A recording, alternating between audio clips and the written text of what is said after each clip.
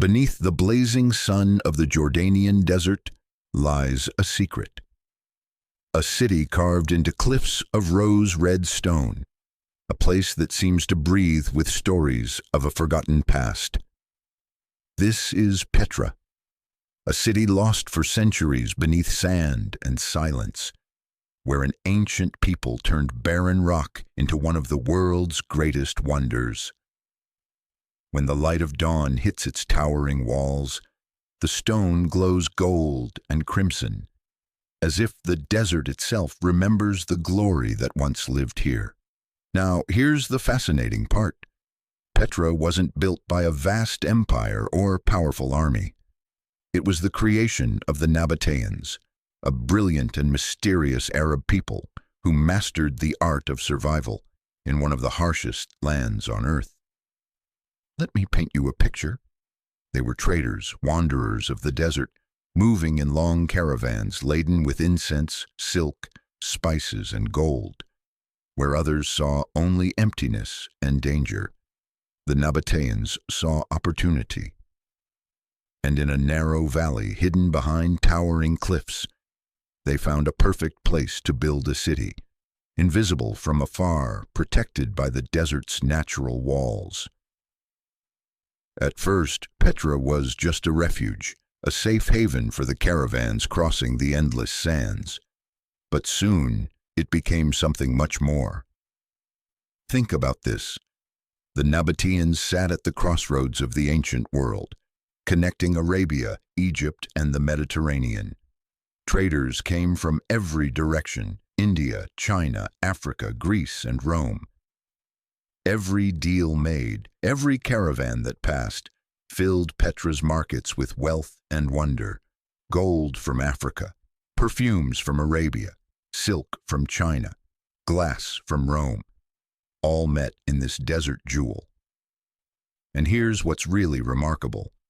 The Nabataeans didn't conquer through war. They conquered through wisdom, diplomacy, and trade. But their true genius, their real masterpiece, lay not in wealth, but in water. Listen to this. In a region where a single rainstorm might come only once or twice a year, the Nabataeans found a way to thrive. They built an extraordinary network of channels, reservoirs, and hidden cisterns that captured every drop of rain. They carved dams into rock and directed floodwater into storage systems that kept the city alive all year. Petra became a green oasis in a sea of red desert, filled with gardens, fountains, and life. And as the city grew, the Nabataeans began to carve their dreams into stone. From the cliffs, they created temples, tombs, and homes, monumental works that still take the breath away. The most famous is Al-Khazne, or the Treasury. Its towering facade, cut from a single wall of rock, glows pink at sunrise and golden by sunset. Legend says it once held the treasure of an Egyptian pharaoh. In truth, it was likely a royal tomb, a monument to the power and artistry of the Nabataeans. Petra became known as the Rose City, a place where East met West, where Greek columns stood beside Arabian carvings and Roman architecture blended with local style. It was a melting pot of cultures and ideas, a living symbol of how beauty can be born from diversity. Travelers of the ancient world described it as a city half built and half carved, unlike anything else they had ever seen. For centuries, Petra thrived. Then, change came. The Roman Empire absorbed the Nabataean kingdom in the 1st century CE, and Petra adapted again, blending Roman influence with its own traditions. But slowly, the world moved on. New trade routes opened by sea, bypassing the desert entirely. Caravans stopped coming. Earthquakes struck the city, damaging temples and homes.